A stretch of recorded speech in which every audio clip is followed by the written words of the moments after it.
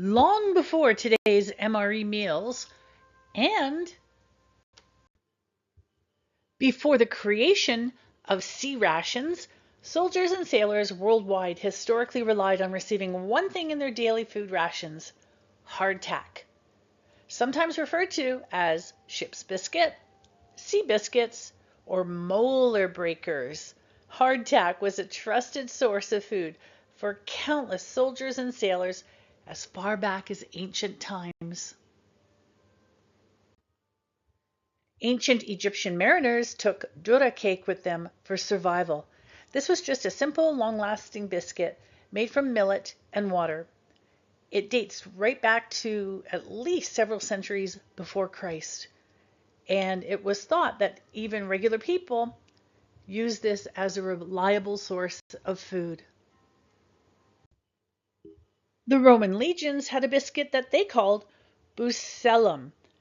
Baked really hard, it could be kept without spoiling, so long as it was always kept dry. So for long voyages, these biscuits were actually baked 4 times, and the only way to eat them, of course, was to dunk them into a beverage or hot liquid. When King Richard the Lionheart went on the Third Crusade, which was the year 1189 until 1192, his soldiers ate biscuit of muslin, a mixture of barley, bean flour, rye, and water. Back in Queen Victoria's time, the Royal Navy also had lots of hardtack when they traveled on their ships. Hardtack was a very important part of the Royal Navy's diet until canned foods became quite common in the mid-1800s. In 1801, a baker named Josiah Bent started making water crackers in Milton, Massachusetts. Now, these were intended for long sea voyages from Boston. Josiah Bent's company later supplied hardtack to soldiers during the American Civil War. Josiah Bent, he was actually a retired sea captain, and he's credited with coining the term cracker. He would load his dense hard flour and water biscuits into a saddlebag and leave Milton for the Boston harbor.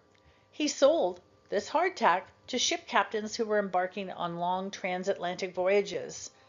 Because they made a cracking sound as they cooled, he named them Bent's Water Crackers. The Bent Cracker Company quickly became one of the largest biscuit manufacturers of the 19th century. During the Civil War, it was a major supplier of hardtack crackers to the Union Army, whose soldiers often called them molar breakers. Food storage wasn't always perfect. Hardtack often had insects, especially weevil larvae. During the Civil War, soldiers would break up the hardtack and drop it into their morning coffee, and that helped to soften them. And it would also allow the insects to float to the top of the surface so they could just skim them off before eating. They would also take the rifle butts and smash the biscuits and then add it to water. And from that, they would fry up that lumpy mixture into an almost pancake structure of sorts. And then sometimes what they would do is add a little bit of brown sugar, maybe even some whiskey, and they made a dessert called pudding. And one more little interesting bit of history about hardtack. American railway surveyor Major Albert Bowen Rogers was hired in 1881 by the Canadian Pacific Railway to find a route through the Selkirk and Rocky Mountains. He was notorious for bringing only basic and meager food supplies on his expeditions. Eventually, he did find that pass, which Canadian Pacific named after him. Rogers was said to always have carried a piece of hardtack in one back pocket and a tin of chewing tobacco in the other. What is really interesting is that early doctors believed that by eating a hardtack biscuit every day, it would be really good for your health. And of course, with the type of wheat and other grains that they used back then, it would have been really healthy, by far more healthier than what we have today. So, in the interest of reviving an old hardtack recipe and making it nutrient dense, I created a wild green hardtack. The recipe is in the description box. Now, it was really easy to do. And once I mixed the simple ingredients. So I've been kneading the dough now for about 10 minutes. And you can see that the consistency is exactly, or just like bread. And I'm going to continue to do this for another 5 minutes.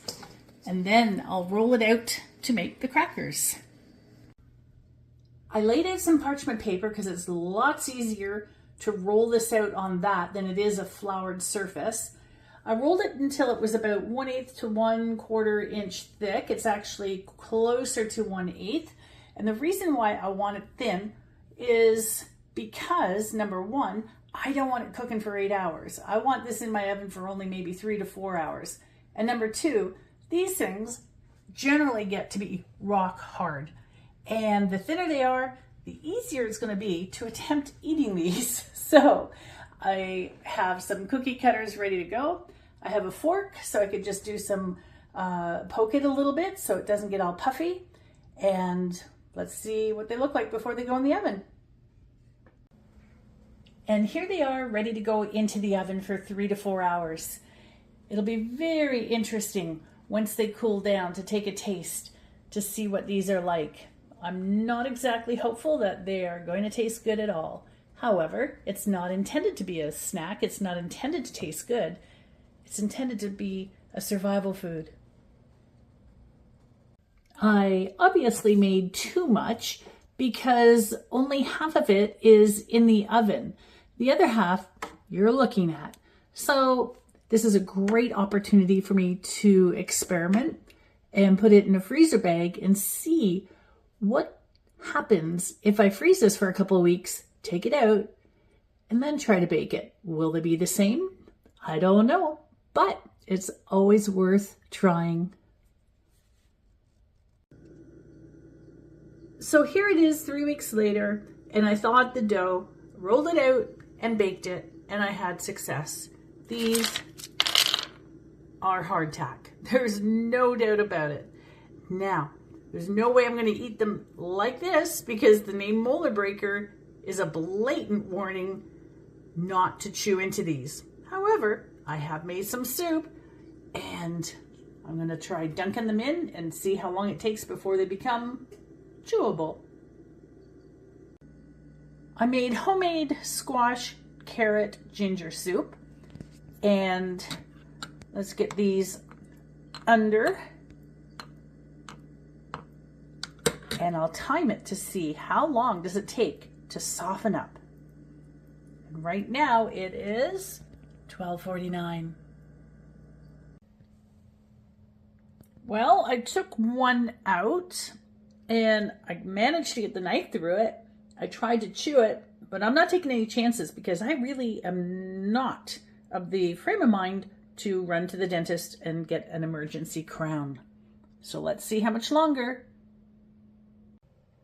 10 minutes later, I've taken it out and I'm trying to get the knife through. Oh, look at that. Oh, sorry about that. So I've managed to pull some of it apart one-handedly. Obviously, it's going to need probably at least another 5 minutes, but it gives you a general idea of just how long it takes. And it's great to have as survival food. And why is that important right now? So I think it's really important that each and every one of us has some survival food in our homes. You don't know, there could be an ice storm that takes out your power for days. There's obviously things happening on the planet right now. 2026 started off with quite the jolt. I think there's many more jolts to come. Having minimum 1 month of food stocked up and water and whatever other supplies you need to survive is, I think, is smart. Have 3 months. I think that's even better. But regardless, you have to do what you have to do based on the space that you have. Having said that, make hardtack. It's easy, it's simple, and it will last for years. And on that note, I want to wish each and every one of you a happy 2026. Thank you for being here. Thank you for watching. If you're brand new to my channel, please consider subscribing. If you like this video, please give it a thumbs up and share in your social media. Thank you, everybody.